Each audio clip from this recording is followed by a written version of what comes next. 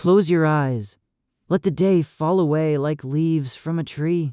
You're not here to think about tomorrow. You're here to rest. Imagine a quiet street at dawn. The sky is still purple and pink. A small car is parked outside a familiar house. The house where you grew up. The trunk is open. Boxes are inside. Clothes, books, a lamp you've had since you were 12. This is the morning you leave home for the first time. Not for school, not for a visit, for work, for a new city, for a life you haven't met yet. You stand on the front porch. The air is cool. The grass is wet with dew.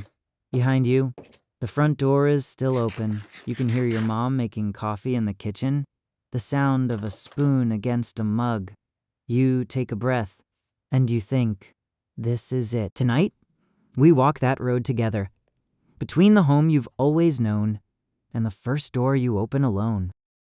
But before that morning, there was a long wait, a very long one. 2.5 years after graduation. That's how long it took.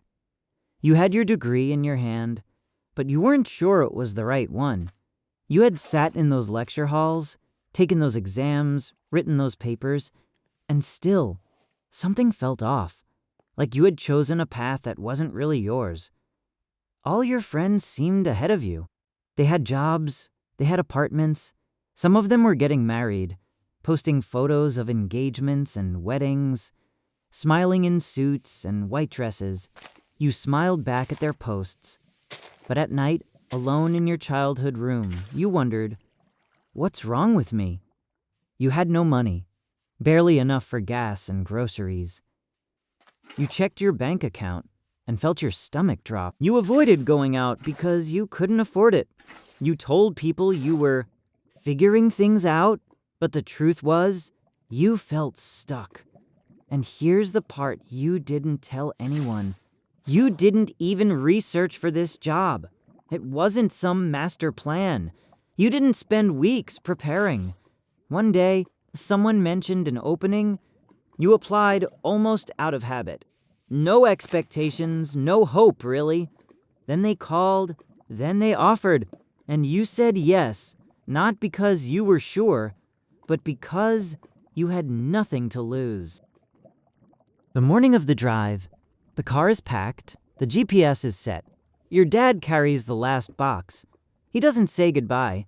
He just pats the roof of the car and says, "Check your oil when you get there." That's his way.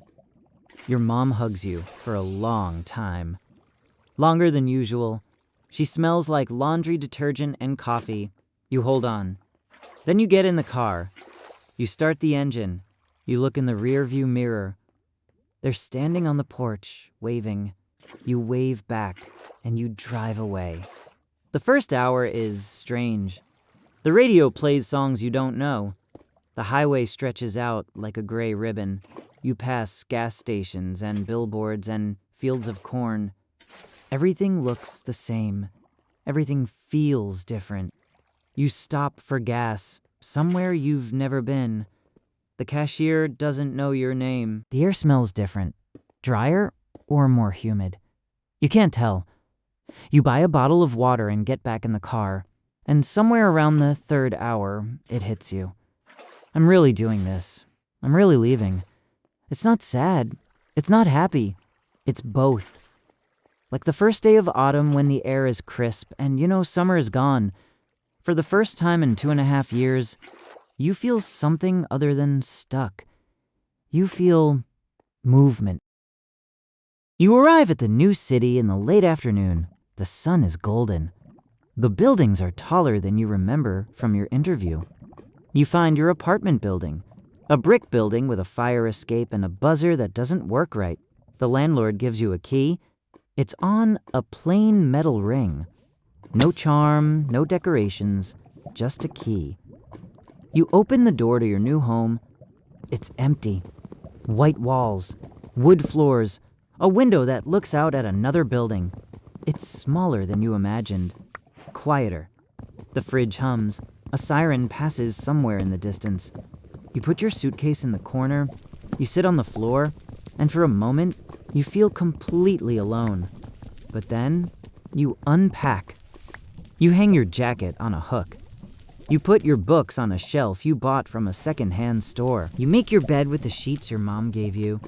Slowly, the empty room becomes yours. That night, you eat takeout on the floor. Rice and vegetables from a place down the street. It's not fancy, but it's yours. You text your mom a picture of the room. She sends back a heart emoji. You fall asleep to the sound of the city. Distant cars, a neighbor's TV, the wind against the window. It's not home. Not yet, but it's the beginning of home. The first week of work is a blur. Names, faces, computer logins that don't work.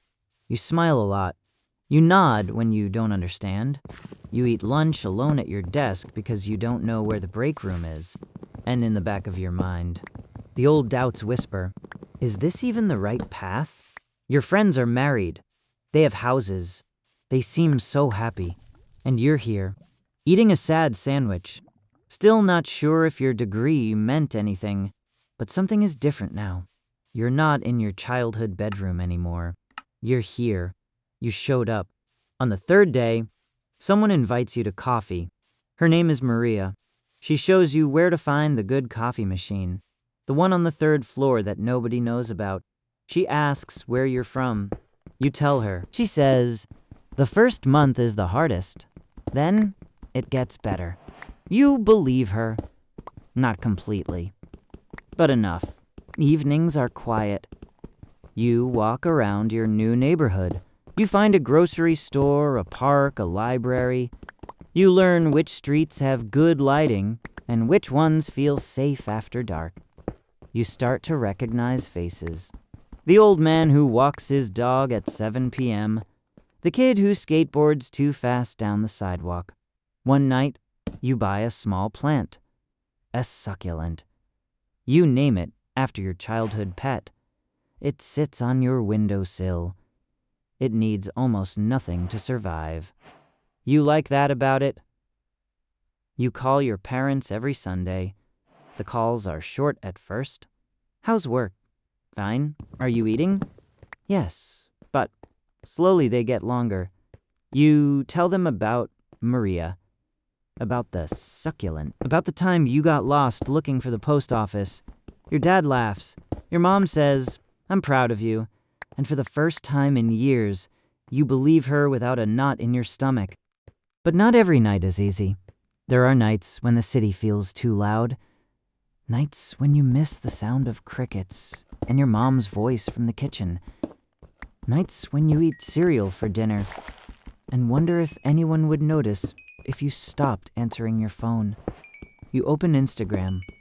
There's another wedding photo, another promotion, another friend buying a house, and you feel that old familiar pinch in your chest.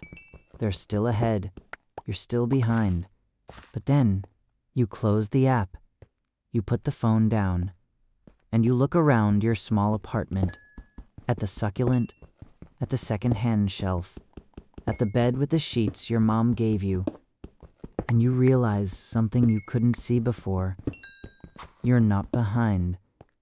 You're just on a different road. Their road is not your road. Their timeline is not your timeline. Those 2.5 years of nothing, no money, no direction, no certainty, they weren't wasted. They were teaching you something. Patience, humility, the ability to sit with discomfort and not run away. You learned that you can survive not knowing. You learned that happiness doesn't always look like a wedding or a paycheck. Sometimes it looks like a quiet evening with a plant you kept alive. Those nights, the lonely ones, the hungry ones, the ones where you compared yourself to everyone else, they made you who you are. Soft in some places, strong in others. So now, lying in your bed, whether you're still in that first job or years past it or still waiting for your door to open, let this be your lullaby. You don't have to have it all figured out. Nobody does on their first try, or their 10th. You don't have to be convinced you chose the right path at uni. Life has a way of bending roads. You end up places you never planned. And sometimes those places are exactly where you need to be. All you have to do right now is breathe. Feel the weight of your blanket, the softness of your pillow, the slow rise and fall of your chest, in and out. Picture that Minecraft world, a small house you built yourself, block by block, a bed, a crafting table, a window looking out at a pixelated ocean. You didn't know how to build it at first. You placed blocks wrong. You ran out of wood. You stopped for a long time, just staring at the screen. But you kept going, and now it's yours. Tomorrow you'll wake up to alarms and emails and meetings. You'll make mistakes. You'll still wonder sometimes if you're enough. But tonight you can rest. You found a job without even searching for it. You had no money, and you still left. You weren't sure, and you went anyway. That's not failure. That's courage. Sleep well, traveler. Your door opened later than others, but it opened. Good night. In the end, if this voice helps you rest, stay a while. There are more stories where this one came from. And always remember, you're not behind. You're just on a different road. And that road is still taking you somewhere beautiful. Even if you can't see it yet,